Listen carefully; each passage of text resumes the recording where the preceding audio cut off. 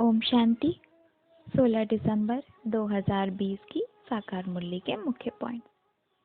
आज की मुरली में बाबा ने स्पष्ट कह दिया है कि अगर अपने पापों से हल्का होना चाहते हो तो पूरी ऑनेस्टी से, वफादारी से अपनी जो भी कर्म कहानी है, जो भी पाप कर्म किए हैं वो मुझे बता दो तो फिर क्षमा मिल जाएगी। बाबा को लिखकर कह देने से ही हल्के हो जाएंगे। द्वापर से ही आत्मा विकारों में आकर पतित होती चली गई और सारे पाप कर्म किए। नंबर 1 पाप कर्म है काम कटारी चलाना। अभी संगम पर जब बाबा ने आकर हमें पूरे सृष्टि चक्र का राज समझाया और हमें आसुरी संप्रदाय से फिर ईश्वरीय संप्रदाय का बनाया, तो अभी हम ब्रह्मा मुख वंशावली ब्राह्मण बच्चों की सबसे पहली सीख यही है कि हम सब आत्मा भाई भाई हैं। हमारी दृष्टि एकदम सिविल होनी चाहिए। अगर कभी कोई भूल हो भी गई तो वह झट बाबा को लिखकर बता देना है, तो आधी माफी मिल जाती है। अभी हम सब इस ईश्वरीय मिशन पर हैं। हम नए युग की देवी देवता धर्म की स्थापना कर रहे हैं।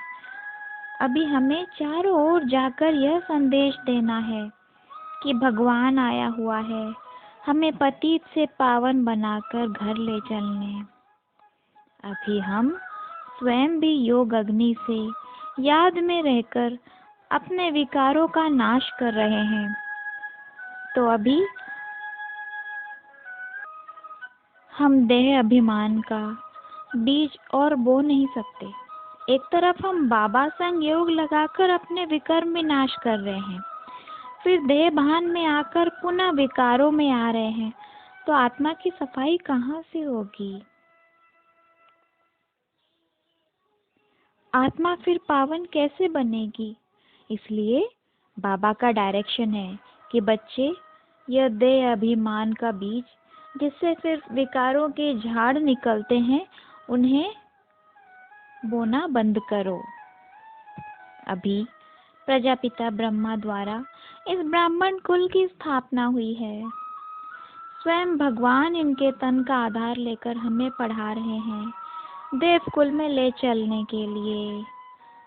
पर पुरुषार्थ हम सबको करना है। स्वयं ब्रह्मा बाबा ने भी पुरुषार्थ कर कर्मातीत अवस्था को पाया है, इसलिए सत्युग के पहले प्रिंस भी वही बनेंगे। अभी बाबा कहते हैं, मैं बागवान हूँ। यह पुरानी दुनिया जो कांटों का जंगल बन पड़ी है, उसे फूलों का बगीचा बनाने आया हूँ। तुम सब बच्चे माली हो और इसमें भी सब नंबरवार हैं। अभी इस पढ़ाई और योग बल से आत्मा पावन बन अपने घर शांति धाम जाएगी। पर वहाँ पर जाकर हमें बैठना नहीं है, हमें फिर से पाठ बजाने सृष्टि चक्र में आना है। यह तो है ही अविनाशी बना बनाया ड्रामा जो कल्प कल्प रिपीट होता है। अभी ब्रह्मा विष्णु शंकर का भी राज बाबा ने समझाया है। ब्रह्मा ही फिर सतयुग में कृष्ण बनते हैं।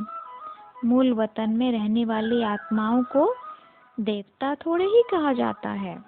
यह सब तो सूक्ष्म वतन वासी हैं। भल शरीर है पर सूक्ष्म वतन में इनकी निशानियां हैं। अभी हम सब तपस्या से देवकुल के डबल सिर ताज वाले बन रहे हैं। एक है पवित्रता का ताज और दूसरा है विश्व की राजाई का ताज। इसलिए अपनी बुद्धि की लाइन एकदम क्लियर रख एक बाबा से ही योग युक्त रहना है। पवित्रता ही ब्राह्मण जीवन का फाउंडेशन है। पवित्र आत्माएं ही योग युक्त हो सकती हैं।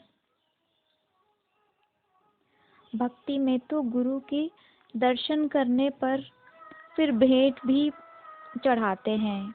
यहाँ बाबा कह रहे हैं कि भेंट आरती चढ़ाने की बात नहीं, हम तो यहाँ पढ़ने आए हैं, विश्व का मालिक बनने के लिए आए हैं। और अगर कोई पैसे आदि देते भी हैं, उससे तो फिर बाबा हमारे लिए ही मकान बना देते हैं, ताकि जब हम आए तो सुख से रहें। आज वरदान में बाबा ने बहुत गहरी बात कही कि जिन आत्माओं को ईश्वरीय नशा रहता है, जो एक बाबा से ही सर्व संबंध की अनुभूति करते हैं और उसी में मस्त रहते हैं, ऐसी आत्माएं फिर सर्व प्राप्ति स्वरूप बन जाते हैं। उनको हमेशा यही नशा रहता है कि मेरा तो एक बाबा, दूसरा न कोई, और यह नशा भी अविनाशी है। इसी नशे में रह वे पुरानी दुनिया को आपे ही भूल जाते हैं। स्लोगन है, एक दो को कॉपी करने के बजाय बाप को कॉपी करो। तो आज बाबा कह रहे हैं कि अभी हर कोई पुरुषार्थ कर रहे हैं, तो अभी कोई भी परफेक्ट नहीं हुआ है, तो एक दूसरे को कॉपी करने के बजाय एक बाबा को कॉपी करो जो संपूर्ण है। उनको एग्जाम्पल के रूप में रख करके उन्हीं को बस देखना है और किसी को कॉपी नहीं करना है। अच्छा, ओम शांति।